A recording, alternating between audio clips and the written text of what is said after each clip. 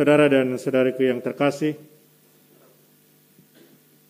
dalam satu pertemuan, seorang profesor saya dia katakan demikian kepada kami, murid-muridnya. Dia bilang, beda-beda tipis antara orang yang dipengaruhi oleh Roh Kudus dan yang dipengaruhi oleh roh-roh yang lain. Dan dia sebut roh kuda. Karena itu beda-beda tipis antara orang kudus dan orang kudis. Dia bilang beda-beda tipis. Ada orang yang kelihatan kudus, tapi sebenarnya dia kudis. Hanya kudisnya tidak di luar, tapi di dalam. Tapi ada orang yang kelihatan kudis di luar. Dalam arti miskin, tidak berpenampilan menarik, apalagi tambah muka buruk mungkin. Tapi mungkin di dalamnya dia kudus. Dan saya kira itulah yang dimengerti sebenarnya oleh gereja, siapa orang kudus itu. Dan mungkin karena itu juga orang takut untuk menjadi kudus. Saya pernah bertemu dengan seorang ibu sebelum pengakuan ketika dia sudah menangis dan mengatakan saya tidak pantas, saya orang berdosa dan segala macam. Dan setelah selesai itu dia katakan, Romo, saya ini bukan orang suci. Tidak mungkin saya menjadi kudus sempurna. Saya bilang saya juga demikian ibu.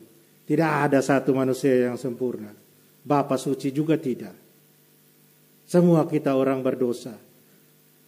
Apa yang mau saya katakan di sini adalah bahwa ada ketakutan dalam diri kita manusia untuk menjadi kudus. Kalau saya sekarang bertanya, apakah kita semua yang ada di sini sekarang mau kita jadi kudus? Nah, jawaban lemah.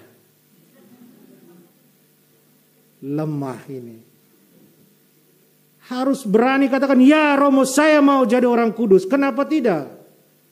Kita semua mau jadi orang kudus.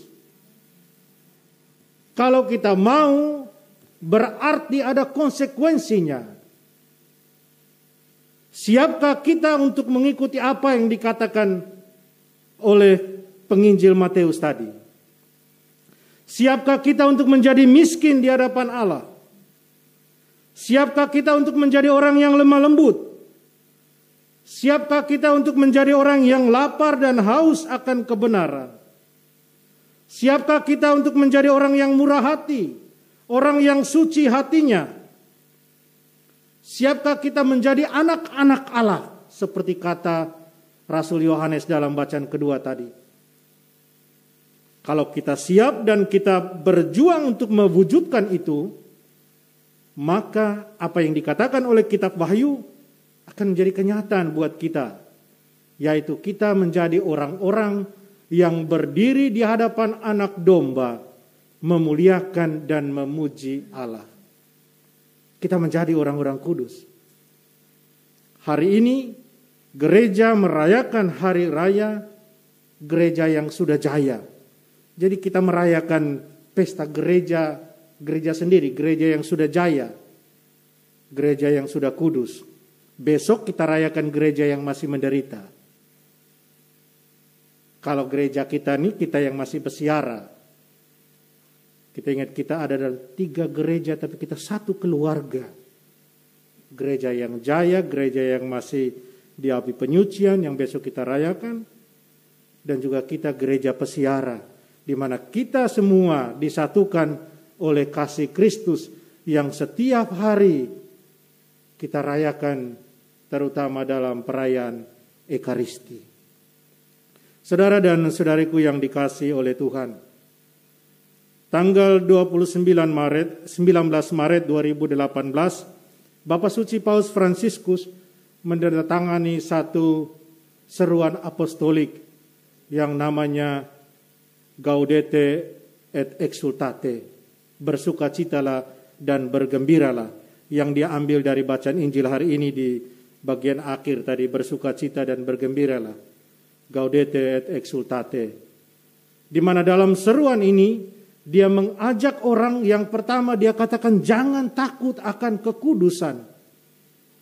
Karena seperti saya katakan tadi, orang cenderung takut kalau dengar kata kudus, suci.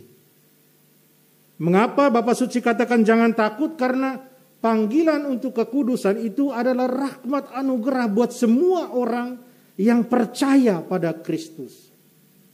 Itu panggilan buat kita semua untuk berjalan di jalan kekudusan. Karena itu beliau katakan jangan takut. Jangan pernah takut untuk jalan di jalan kekudusan. Jangan pernah takut menjadi kudus.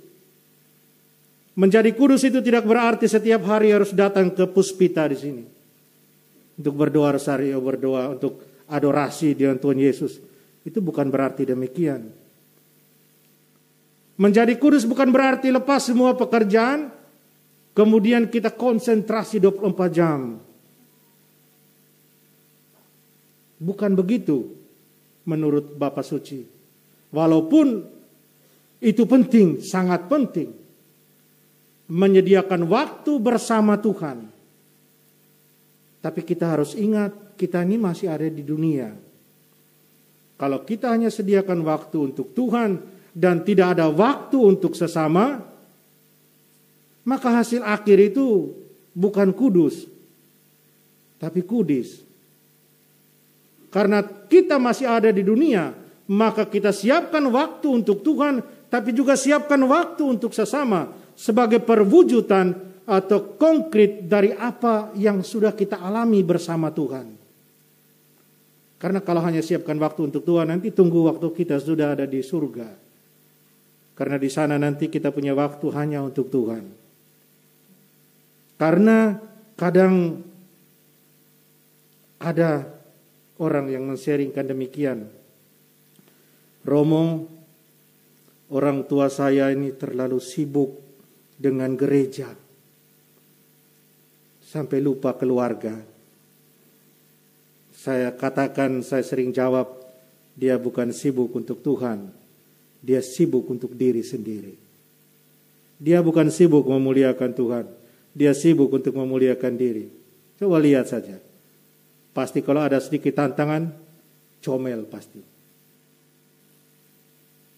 Itu pasti. Sering Romo atau siapapun, sering kita bersembunyi di balik alasan kudus, alasan yang suci. Padahal sebenarnya kita cari kemuliaan diri, bukan kemuliaan Tuhan. Dan karena itu kita jadi orang kudus, bukan orang yang kudus. Sehingga beda-beda tipis antara kudus dan kudis itu. Saudara dan saudariku yang terkasih dalam Kristus, karena itu di hari raya peringatan semua orang kudus ini, ketika kita mengingat mereka semua yang sudah berjaya dalam surga, mereka semua yang sudah menunjukkan teladan, yang banyak dari mereka yang berangkat dari kedosan, dari kelemahan mereka, kemudian menjadi orang kudus, menjadi contoh teladan dalam hidup beriman. Ketika kita ingat mereka semua ini, mari kita belajar dari mereka. Kita sadar kita orang berdosa, kita orang lemah. Tapi kita juga harus sadar bahwa Tuhan Yesus Kristus yang sudah wafat dan bangkit bagi kita, Dia menganugerahkan kepada kita kasih karunia yang luar biasa, yang memungkinkan kita untuk merengkuh kekudusan itu. Walaupun tidak bisa mencapai kesempurnaan ketika kita masih ada di dunia ini. Tapi kita sadar dan tahu bahwa kita siap untuk terus berjuang di jalan kekudusan. Kita tidak pernah takut. Dan kita siap jatuh bangun dalam menjadi orang yang berbahagia. Kita siap jatuh bangun dalam memenuhi apa yang Tuhan Yesus sabdakan dalam 8 sabda bahagia dalam Injil Matius tadi. Dan kita berdoa semoga dengan perantaran doa para kudus di surga hari ini, kita semua dimampukan untuk terus setia dalam hidup kita sebagai pengikut Kristus. Amin.